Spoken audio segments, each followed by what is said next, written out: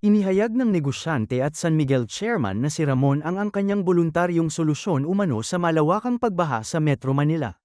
Sa isang press briefing nitong Biyernes 8 ng Agosto taong 2025, iginiit niyang nakahanda raw niyang bunutin sa kanyang sariling bulsa ang pagbili ng mga lupa para sa mga eskwelahan at pabahay na apektado ng pagbaha.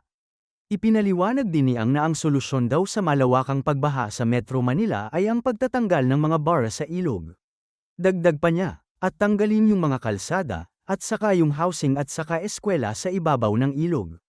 Matatandaang noong Hulyo nang muling nagkaroon ng pagbaha sa iba't ibang parte ng bansa, partikular na sa Metro Manila bunsod ng magkakausnod na bagyo at habagat nananalanta sa Pilipinas.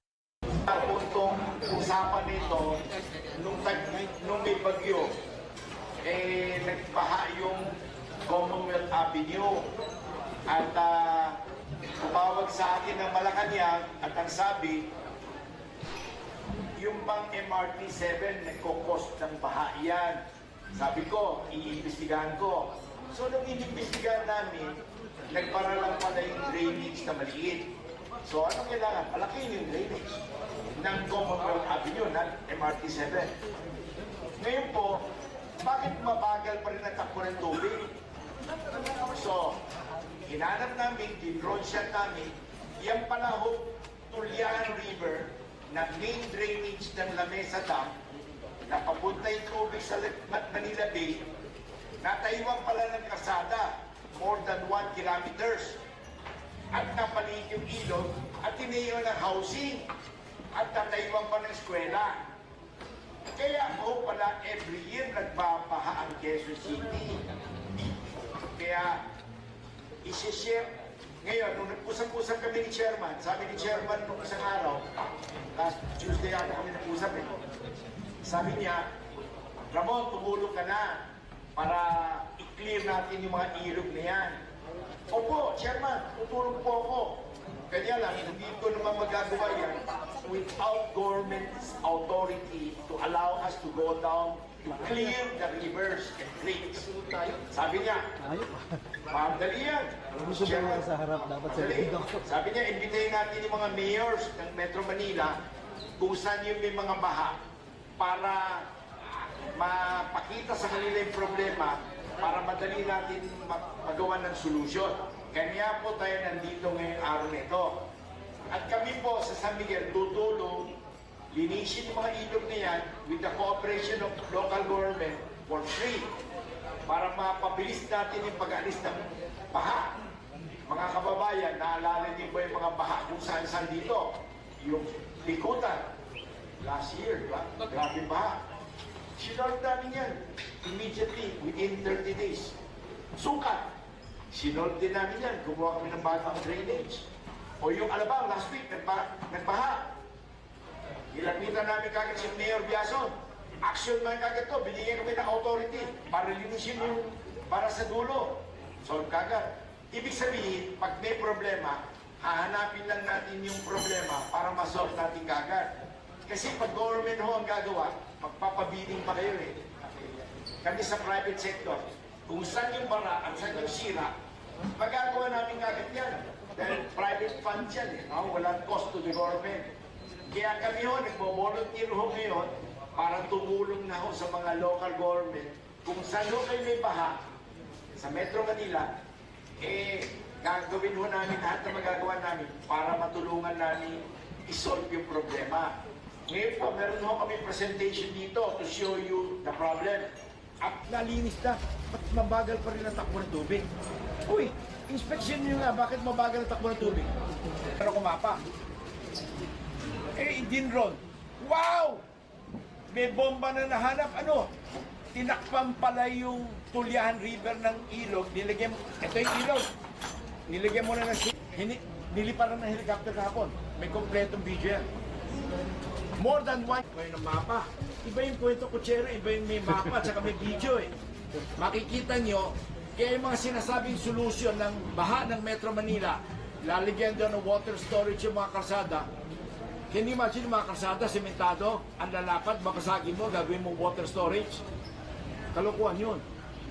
Eh meron pang media, hindi ko na babagitin yung pangalan itong senior media. Mon, Alam mo ba kung ba't walang baha ang BGC? Bakit ho, sir? Dahil yung BGC, ginawa ng water storage yung ilalim ng kalsada nun. Sabi ko, to be exact, si Pucha ko. Sinabi ko rin pala. Sabi ko, Bu, paimbestigahan ko. Pero I do not believe there is such a thing as yung kalsada, puro water storage, kaya hindi nagkakos ng baha. Ang alam ko sa BGC, kaya hindi nagbabahayan, dahil medyo mataas siya. Mataas siya. Di ba, sir? Mataas siya. Number one. Number two, maraming sinkhole dyan. Ano yung sinkhole? Sinkhole. Dahil, di ba, nandiyan yung fault line? Kaya wala masyadong baha dyan. Pero hindi ko na tutuloy yan, baka matapos kayo. Ngayon, ang solution ng Metro Manila flooding is bara ng ilog. At yung mga tinayong sheet pile o tinayong kasada, kailangan alisin, linisin. Solve ng baha ng buong Metro Manila. Tama-tama, sinabihan ako Malacanang to coordinate with MMDA chairman. So, nag-coordinate kami. Ang galing ni chairman tsaka yung kanyang team. Walang biro. Not because he's here. Magaling yung team niya. Naintindihan nila yung problema. Hindi lang nila na-drone, pero naintindihan nila yung problema. Ang kailangan ng Metro Manila, isa lang, tanggalin yung mga sheet pile na yan na nagbara ng ilog at tanggalin yung mga kasada, tsaka housing, tsaka eskwela sa ibabaw ng ilog. Solve na yung baha ng buong Metro Manila. Wala na kayong hanap buhay nun, no? Ay. Ngayon, ako po, San Miguel, Ramon Ang, nagbo-volunteer ako ngayon. Ako nang tutulong sa buong Metro Manila mag-solve ng baha. At no cost to the people, at no cost to the government. Kahit yung eskwela, gusto mo, bibili na ako ng lupa, kapalit nun. Tatayuan ko ng kapalit na eskwela. At yung housing, bibili na rin ako lupa para tayuan ng pabahay yung mga tao doon. Para lang alisin natin yung mga pabahay at eskwela sa ibaba ng ilog. Kaya, pag may problema, huwag tayong magtuturoan, di ba? Hanapin natin yung problema, imbestigahan natin. Hindi nga ako satisfied sa drone eh. Helicopter ko ba yan, chef?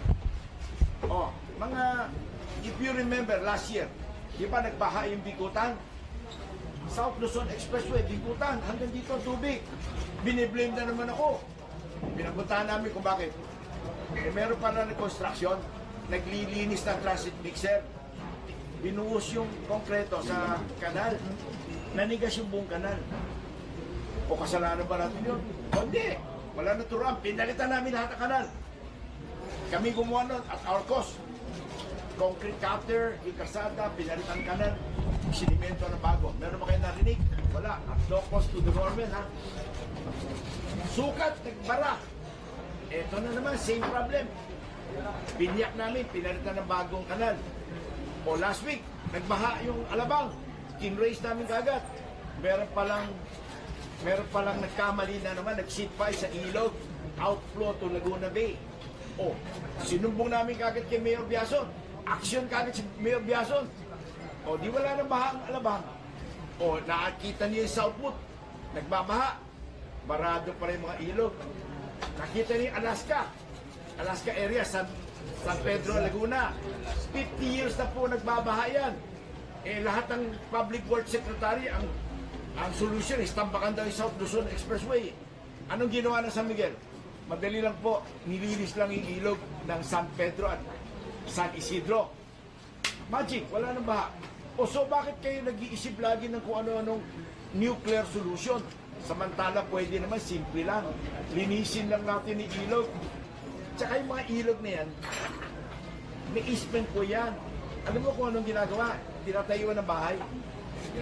Kaya kailangan isabatas yan na bawal magtayo on the river easement. At of course, crime yung magtayo sa ibabaw ng river. Yun lang ang kailangan. So, naging congressman ka, pare. I-push nyo na yan. Isabatas yan. Para wala nang baha ang buong Pilipinas. Ano ba problema? Tingnan nyo. Nagbabaha everywhere. Ano ba problema? Nagbara lang pala yung ilog. Nagtuturoan pa tayo. Tapos pag nagbara yung ilog, imbis na linisin yung ilog, gawa natin wall para may hanap buhay. Ayun, patay. O yung wall. Pag nag-seat pile, di sa gilid. Sa gitna, sinit pile. Tapos nung pagka may baha na, ang daming nanila solution, ano? Hukayin nyo lahat ng konkreto kalsada, gagawa natin ng water storage yan. Eh, ilang minuto kaya mo i-store doon sa ilalim ng kalsada? Baka 1 hour, baka wala pa nga 30 minutes eh. But it will cost the taxpayer billions and billions of corruption. Kaya, kita nyo, if you notice, yung area of responsibility, nakita yung NAIA Airport, every year baha yan. O ba this year, walang baha, ang lakas ng bagyo. Yung bagyo natin last 2 weeks ago, in 15 hours, 372 millimeter of water. Equivalent yan sa 24 hours of Undoy na 454, ha? So, in short, bagyo na iya, walang baha. Kasi nilinis natin yung mga ilog. Ngayon, yung mga ilog natin, linisin pa natin gusto. Ito pa ang problema. May mga genius nagtayo ng pumping station sa gitna ng ilog. Nagtayo muna ng pundasyon, tsaka naglagay ng bomba. Kung di lalo hindi makakadaan yung tubig, genius! Hindi naman po ako yung Ay, genius hindi na ikaw yun. yun. Nilinawin ko lang po. Minsan meron Parang kilala ko. Paano Hindi po ako yung genius na yan. Kiklarify ko lang po. Ganito, hindi na tayo magsisisya. Nakita mo, hindi ko na tinuturo kung sino. Pero, I take it upon myself. I will cooperate with all of you at no cost to you guys. Kami lang gagawa. Wow! Kita mo, ang higit, ang daming solution, ang daming pera pinag-uusapan. Kami lang gagawa. San Miguel na magkiklearing. Pero without you guys authorizing us, hindi namin magagawa yun. Paano namin bubunutin yung mga yun? But with MMDA and mayors, ay, yung lahat ng obstruction na yun, bunutin natin para mawala na yung baha. Kailangan pa ba ng batasyon? Hindi na. Gawin mo lang. Pabayaan mo na sila magdemanda kung gusto nila. Ba tama? political will. Oo. Yung mga nagtayo ng bahay sa gitna, tanggalin na yun. Bigyan natin ng pabahay para naman din nila sabihin, eh, basta lang silang pinaalis, di ba? Oo. So, di ba, ang liit ng problema, kaya dami nyo pang genius na nakita ko sa television. Ikaw na yung genius. Hindi ako talaga. Hindi raw ako. Hindi siya. Hindi ikaw.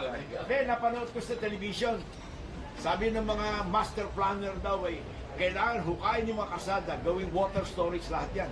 Bigyan ko yung example. Bakit nagbabaha sa Talayan Village, Quezon Avenue, Araneta Avenue? Bakit nagbabaha? Hindi nyo alam ano? Papakitaan namin kayo ng video. Yung tubig ng San Juan River, dapat yan pumunta sa Manila Bay. Guess what? Tinaiwan nila mga bahay. Kaya hindi makaliko yung tubig, hindi makalabas. Yung tubig yan, hindi ka dapat pinapaliko eh. So yung tubig, Crooked River, we should buy the right of way para dagdagan yung flow ng diretso. Eh, hindi, tiniwan pa ng bahay. Ang Jose. Kaya kawawa yung mga tiga Quezon Avenue, Talayan Village, Santa Mesa Heights. Nagsasara nga yung Skyway. Yung Oh, Skyway niya, makababa. ba? Hindi makababa yun. Early announcement sa daw yung O tingnan mo, Wes, sa lugar mo, sa NLEX, bakit nagbabaha? Ang baha ng NLEX. taas. O, so solving ko yung problema ngayon. O, pare, magkano po sa natin? O. Sama ko dyan. Pwede ba? Pwede ba akong pumakas sa pusta? Of course! Solve yan! First time yung Lex exit lang. Eh, ang dali-dali na problema yan. Pinapahirap pa. Ang dami pang kwento kutsero, di ba? Eh, magkano isang taon ng flood control natin? Ilang billion? This year po sa DD 34 billion for NCR. Hindi. Mali yung figure mo. Hindi, sa NCR. NCR lang yun. Buong Pilipinas. Buong Pilipinas, magkano? Mga 800. Congressman ka eh. 500 500 ano? billion. Billion! My God! Nilinis natin yung buong Pasig River. Kasama na yung cost ng heavy equipment, 2 billion. 2 billion piso. Kasama na yung heavy equipment ng backhoe, barge, tugboat, lahat na, kasama na. 2 billion piso. Nalinis yung buong Pasig River. Naintindihan din sa amin. Tapos na sila. So, mga bossing, pagtulungan natin to. Ako ang worker niyo. But of course, with your authority, allowing us to to go down and remove all this obstruction. Solve yung bahan na yan.